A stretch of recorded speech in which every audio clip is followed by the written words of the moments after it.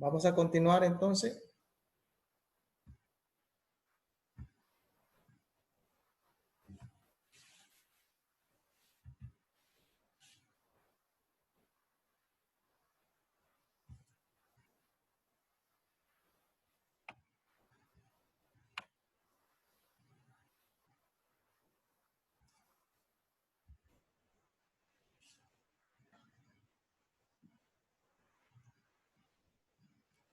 Otra obligación accesoria del vendedor es asumir el riesgo por el perecimiento o deterioro de la cosa.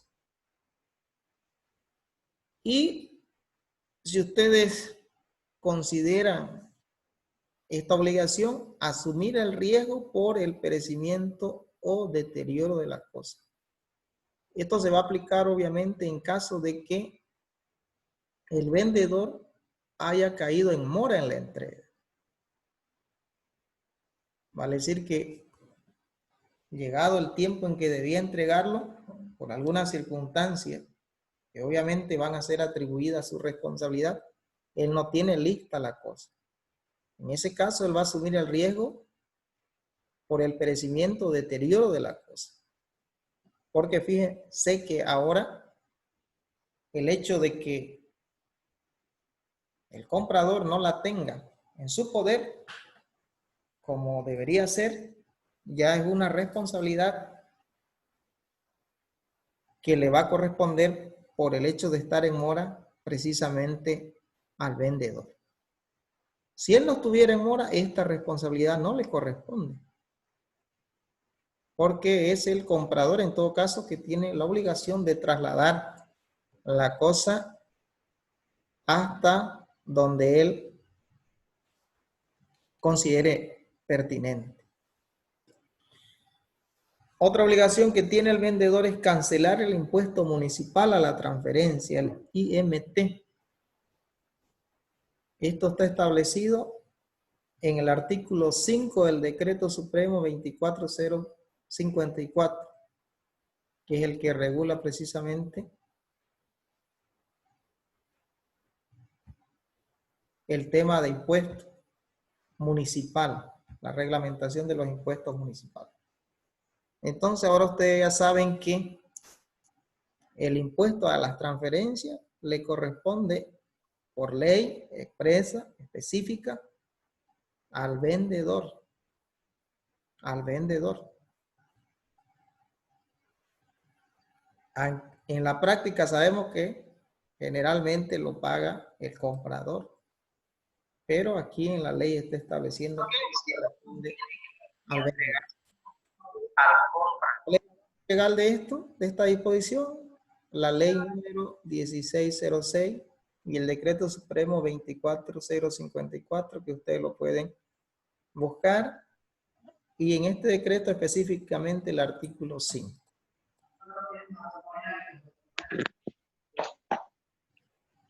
Vamos con las obligaciones del comprador. La principal obligación del comprador, como es de suponer, es pagar el precio. Y el pago del precio debe hacerse en el momento y lugar de la entrega de la cosa, salvo otra disposición que hayan establecido precisamente las partes. Si el pago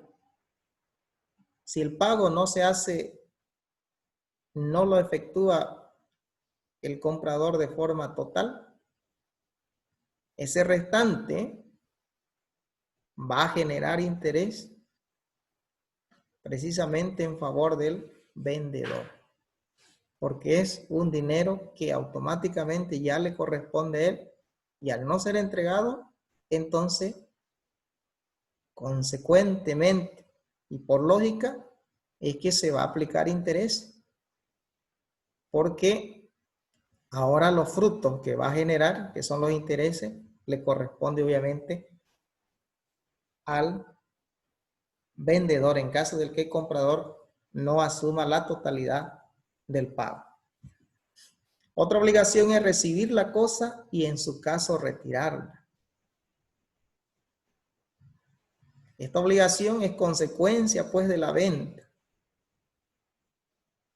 Cuando se efectúa la venta, el vendedor obviamente entrega la cosa y el comprador entrega el precio. Y la cosa o el bien se debe retirarla y llevarla hasta el domicilio del comprador, obviamente, o donde él mejor le parezca, pero debe ser retirada del dominio o de la casa o del lugar donde la tenga el vendedor. En caso de negativa, el vendedor tiene las siguientes acciones. Puede hacer el depósito judicial y él salva su responsabilidad. Pedir al juez la resolución de contrato y resolver de pleno derecho sin previa intimación el contrato de venta de productos alimenticios y objetos muebles que pueden depreciarse. En el caso, por ejemplo, de alimentos, ustedes saben que son perecederos. Se encarga y si no se recoge en ese momento, con el paso de las horas, eso ya no va a servir. Entonces, en ese caso, se puede resolver el contrato a favor del vendedor. ¿Por qué? Porque el comprador no ha cumplido con su obligación que le corresponde de recibir la cosa y retirarla del lugar. Otra obligación del comprador es pagar los gastos del contrato de venta y otros accesorios. A excepción, recuerden ustedes, de que no le corresponde pagar los impuestos de transferencia en el municipio. Eso le corresponde al vendedor, pero el comprador debe correr con todos los gastos de recepción, de retiro de la cosa vendida. Esto es el derecho de transporte. Si se tiene que cruzar por la aduana, los derechos aduaneros van a correr por cuenta ya del comprador. Los impuestos que se tengan que pagar, los gastos notariales para hacer la documentación respectiva. Si se utilizan profesionales, sean abogados, sean contadores, va también a cuenta del comprador. El trámite de inscripción en derechos reales también va a cuenta del comprador, salvo lo dispuesto en leyes especiales o por acuerdo de parte. Las partes también, hay leyes especiales que establecen qué obligaciones corresponden a quién, como en el caso que hemos visto, donde la obligación de pagar el impuesto municipal de transferencia le corresponde al comprador, más bien al vendedor, perdón. Pero las partes también en uso de sus facultades que les da la autonomía y la voluntad, también pueden establecer quién va a asumir ciertos gastos y si ellos acuerdan, está por bien hecho. Si la ley no dice otra cosa.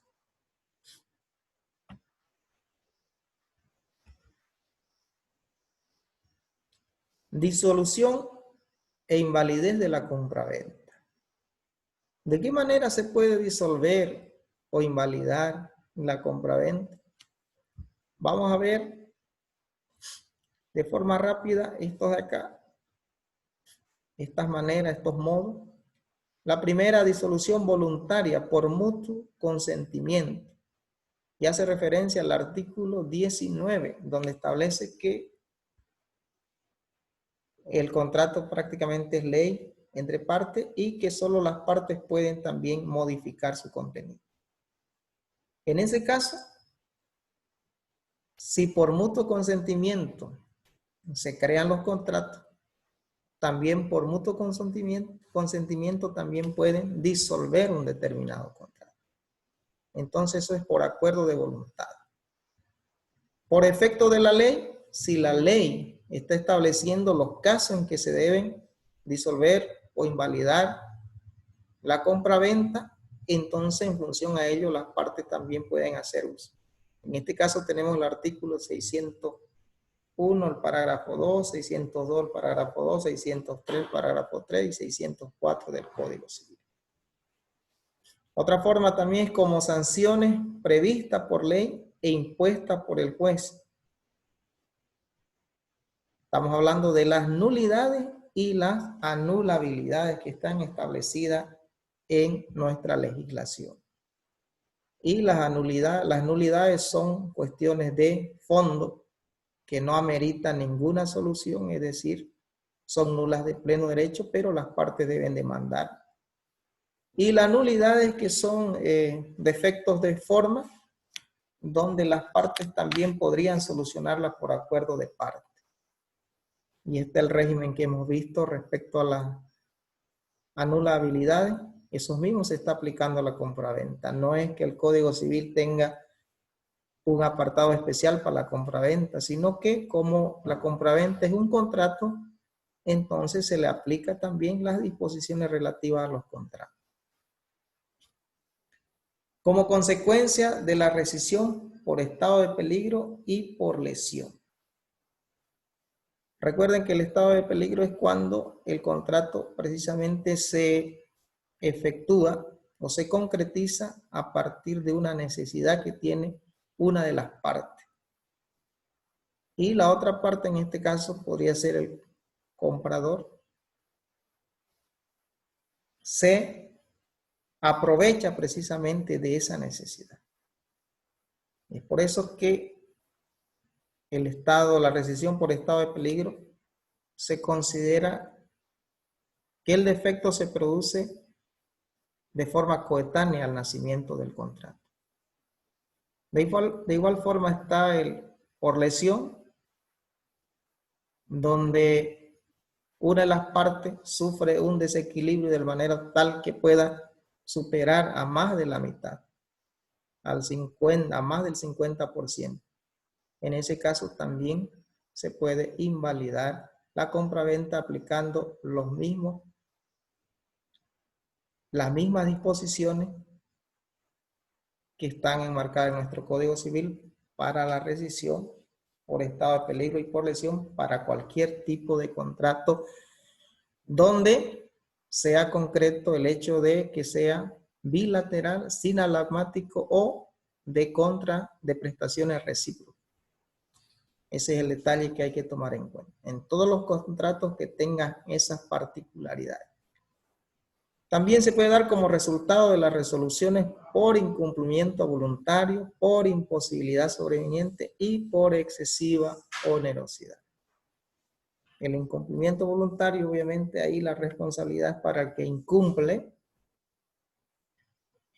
En el caso de imposibilidad sobreviniente se aplica la teoría de riesgo, donde ha venido una imposibilidad que no estaba prevista, ¿no es cierto? Y en el caso de la excesiva onerosidad que hemos visto hace poco, ahí se aplica la teoría de la imprevisibilidad.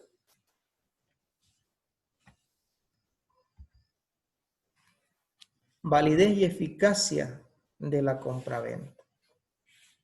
Cuando concurren todos los elementos constitutivos, vale decir el consentimiento, el objeto, la causa y la forma, todos aquellos que están en el artículo 452 del Código Civil. Y cuando los contratantes son personas capaces, tienen capacidad jurídica, que la adquirimos desde el nacimiento, y tienen capacidad de obrar, que se la adquiere a partir de la mayoría de edad, 18 años, no tiene ninguna limitación, no son interdictos, entonces pueden obrar por sí mismos y tienen esas actitudes legales para contraer obligaciones también. Cuando eso sucede, significa que un contrato es válido, porque no está afectado por vicios del consentimiento, no hay nada que pueda impedir la validez de ese contrato o de esa compraventa. Sin embargo, es eficaz si no está sometido a ninguna de las modalidades que modifican sus efectos naturales. Es decir, como lo dijimos anteriormente, un contrato válido puede ser válido, pero no eficaz. Y la eficacia está en función a que puedan cumplir sus efectos. En este caso, por ejemplo, deben estar exenta de la condición y término, la condición suspensiva o el término suspensivo. Y exenta también de todas las modalidades específicas que ya hemos visto. Entonces, si están exentas de todo aquello, entonces un contrato adquiere la calidad de que tiene validez y a la vez tiene eficacia porque en el momento que se efectúa el contrato surte sus efectos. Tratándose de una compra-venta que tenga estas características, las dos primeras partes y la última, quiere decir que en ese momento el vendedor va a recibir el precio en dinero y el comprador va a recibir la cosa automáticamente y va a adquirir el derecho propietario también. A la vez que recibe la cosa, también adquiere el derecho propietario. Obviamente que tiene la carga de poder realizar los trámites correspondientes para ello, ¿no es cierto? Son trámites administrativos. Es decir, el derecho propietario se lo adquiere en ese momento, por decirlo, pero de forma real se necesita cumplir los procedimientos administrativos para que definitivamente esté a nuestro nombre. Validez del contrato de compraventa. Más bien, invalidez del contrato de compraventa. ¿Cuándo el contrato de compraventa puede ser invalidado o tiene invalidez? Cuando hay la ausencia de algún requisito esencial. Estamos hablando de los requisitos esenciales, aquellos contenidos en el artículo 452. Consentimiento de las partes, objeto, causa y forma, siempre que sea legalmente exigible por ley. Si uno de ellos falta, automáticamente hay invalidez. Otra forma de invalidar es la ausencia de un elemento accidental elevado a esencial por las partes. Si bien las partes por autonomía de la voluntad pueden pactar que dentro del contrato se consideren algunos elementos accidentales, pero al mismo tiempo ellos pueden pactar que ese elemento accidental sea parte esencial. Y aquí hay un ejemplo. En un contrato preliminar se establece que el contrato definitivo sea en documento público. Eso lo establece un contrato preliminar. Lo que va a significar es que las partes deben observar esa formalidad para que ese contrato definitivo tenga validez. Si no observan esa formalidad que ellos mismos lo han establecido, entonces el contrato tampoco surte plena validez, precisamente por inobservancia a ese elemento accidental que las partes la elevaron a esencial. Otra forma de invalidez es cuando transgreden normas imperativas. Y esas normas imperativas las está estableciendo la ley de forma concreta. Y lo que establece la ley, nosotros no podemos contradecirlo hasta que la ley sea cambiada. Una de ellas es lo que está establecido en el artículo 591, la compra-venta entre cónyuges o entre esposos. No está permitida. Entonces, cualquier compraventa que se haga entre cónyuges por imperio de la ley es nula de pleno derecho. Ni siquiera hay posibilidades de corregirla. Salvo que ya la pareja esté divorciada o separada de acuerdo a una resolución judicial. Otra forma es la compra por personas prohibidas de hacerlo. También se invalida el contrato de compraventa. El artículo 592 del Código Civil, en sus incisos, está especificando qué tipo de personas o en qué circunstancias ciertas personas están prohibidas de comprar.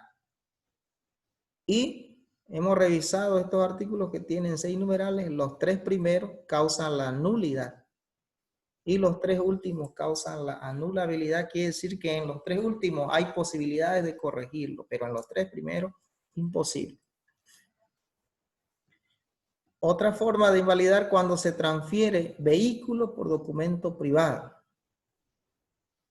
Esto significa que cuando usted haga una transferencia de un vehículo, especialmente de 4 ruedas o de 2 ruedas, para que tenga plena validez, de acuerdo al artículo 2, el reglamento del Código de Tránsito establece que La transferencia de vehículos debe efectuarse por documento público. Entonces, eso es necesario considerar. En ese caso, va a ser también invalidado. Otra forma, cuando el contrato es obtenido en estado de peligro. Ya explicábamos el estado de peligro, donde una de las partes se aprovecha de la circunstancia por la que está atravesando uno de ellos y en ese momento precisamente concretiza el contrato, donde una de ellas prácticamente queda en total desventaja en relación a la circunstancia actual por la que está pasando y que siempre y cuando sea de conocimiento de la otra parte. Porque si la otra parte no tiene conocimiento de aquello y considera que el otro está vendiendo con esa rebaja, bueno, no tiene mucha responsabilidad. El tema es que él conozca la circunstancia y eso más bien le motive a que él se aproveche de ello. Otra forma es también cuando una de las partes incumple su prestación de entrega o de pago por su culpa. En caso del comprador, vamos a hacer es de pago y en caso del vendedor es la entrega. Si uno de ellos incumple con el plazo establecido o con esa prestación que le corresponde, también puede invalidarse el contrato.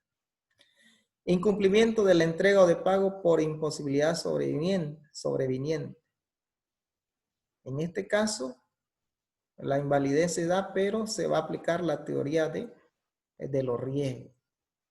Eso significa que como el incumplimiento de esa prestación no es culpable, sino que obedece a una situación externa, una imposibilidad sobreviniente que no depende de la parte, en ese caso hay otra regla respecto a los daños y perjuicios. Y el incumplimiento de la entrega o de pago por excesiva onerosidad, donde se aplica la teoría de la imprevisión de la misma forma. Se dan hechos imprevistos que no es culpa ni del vendedor ni del comprador. En ese caso, ninguno asume la responsabilidad. ¿No es cierto? Y en la teoría de riesgo precisamente está para determinar quién es el que asume la responsabilidad, el vendedor o el comprador en este caso.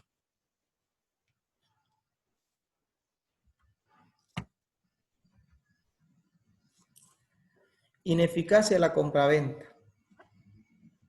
La ineficacia no afecta al contrato en sí mismo, sino a sus efectos que quedan en suspenso. Recuerden que cuando hablamos de ineficacia, no significa que el contrato sea el que está mal, sino que hay ciertos elementos que hacen que no se produzca el efecto deseado. En el caso de la compraventa, recuerden que es la transferencia del derecho propietario al comprador. Se desprende del vendedor y va a pasar para el comprador. Entonces, un contrato válido puede ser ineficaz. ¿Cómo entendemos eso? Es ineficaz porque no produce precisamente el evento deseado, que es la transferencia del derecho. ¿En qué caso? Si está sujeto a una condición o plazo o las modalidades específicas que no crean efectos reales, sino simplemente obligatorios o personales.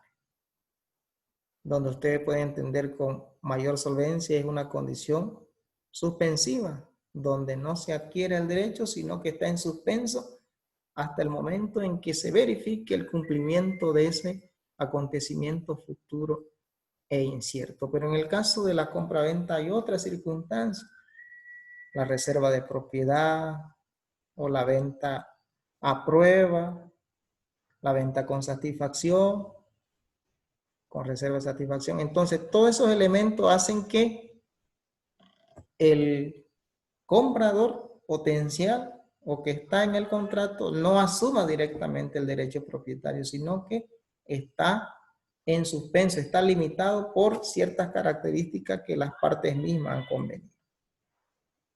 A eso se refiere la ineficacia de la compraventa. No está hablando de los problemas que tiene el contrato. El contrato como tal está, no tiene ningún defecto, solo que momentáneamente es ineficaz. Clases de invalidez de la compraventa. La compraventa puede ser invalidada por causas coetáneas al nacimiento del contrato. Y cuando hablamos de estas causas coetáneas vamos a referirnos a la nulidad, que está categorizada en dos: la nulidad o nulidad absoluta y la nulabilidad, también conocida como nulidad relativa. Luego tenemos la rescisión de la venta por estado de peligro y por lesión. Este tipo de invalidez es aquello que tiene relación con las causales coetáneas al nacimiento del contrato, es decir, están inmersas en la formación del contrato. Luego tenemos también la invalidez por causales sobrevinientes al nacimiento del contrato. Esto es cuando el contrato ya empieza a ejecutarse, está en pleno desarrollo, ya ha nacido y empieza a ejecutarse. Aquí viene la resolución más bien de contrato por incumplimiento voluntario, por imposibilidad sobreviniente y por excesiva onerosidad. En la imposibilidad sobreviniente se aplica la teoría de los riesgos y por excesiva onerosidad se aplica la teoría de la imprevisibilidad, de la imprevisión en todo caso.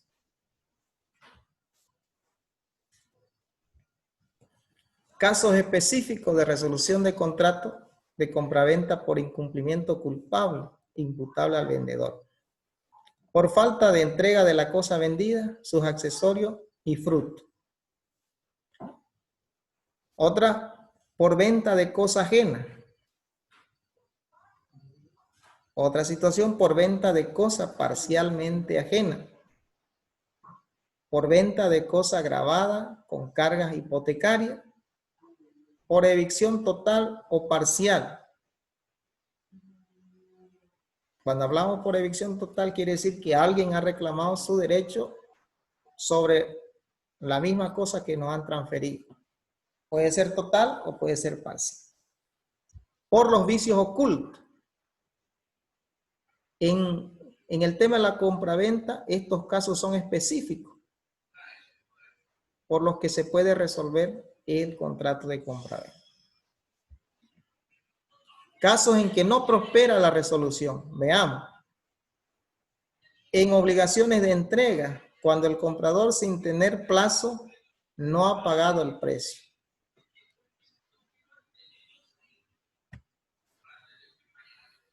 Entonces, si el comprador no ha pagado el precio, en esa obligación de entregar, entonces, prácticamente ahí hay un descuido en el cumplimiento de la prestación debida. En ese caso, entonces ya no va a prosperar la resolución, porque el comprador, sin tener plazo para hacerlo, es decir, ya lo debe, no se ha pactado, ya el plazo ha vencido, el plazo en que debía hacer el pago y no pagó el precio. En ese caso no prospera la resolución.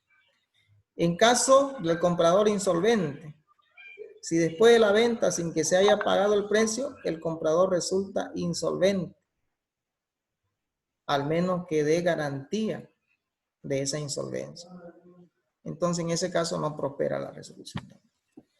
Por no llamar al garante de evicción, yo les comentaba al principio, si alguien nos demanda considerando que tiene mejor derecho propietario sobre una cosa que hemos adquirido, entonces nuestro garante de evicción es nuestro vendedor. Entonces automáticamente tenemos que llamarlo a él para que con toda la solvencia pues él pueda defendernos y demostrar que la cosa le pertenece a él y salvar la situación. Y si no lo hace, automáticamente nosotros también estamos acreditando que vamos a necesitar que él nos indemnice. nos devuelva lo que hemos pagado y además todos los gastos que estamos erogando precisamente por responsabilidades que le correspondían a él. Porque una de sus responsabilidades precisamente es garantizar la pacífica posesión de la cosa en manos del contrato. Muy bien, vamos a llegar hasta aquí en esta clase. No hemos podido terminar todavía. Es un tema amplio en realidad, pero que, como se dan cuenta ustedes, hace una mención o una aplicación de todos los aspectos ya que hemos considerado o que hemos estudiado. Sin embargo, aún así, no deja de ser un tema interesante y que necesita también ser profundizado y que lo pretendemos hacer a través de la práctica. Muy bien, estimados estudiantes, gracias por participar. Les voy a ceder la palabra. Tenemos 5 minutos todavía. De repente hay algún comentario, alguna pregunta, alguna preocupación para que podamos atender. Tienen la palabra. Buenas noches, mi estimado doctor. Compañeros, buenas noches. Les saluda Eric Dagua. Buenas noches, Eric. ¿Nos va a pasar su diapositiva, mi estimado doctor? Sí. La de la anterior clase igual. Ya las pasé, la de la anterior clase. Ah, es la de la 14, ¿no? Sí. Están ahí ya la tengo completa esta diapositiva, entonces se la voy a pasar enseguida nomás. ¿Listo? Ya, mi estimado doctor. Bendiciones. Gracias, Eric.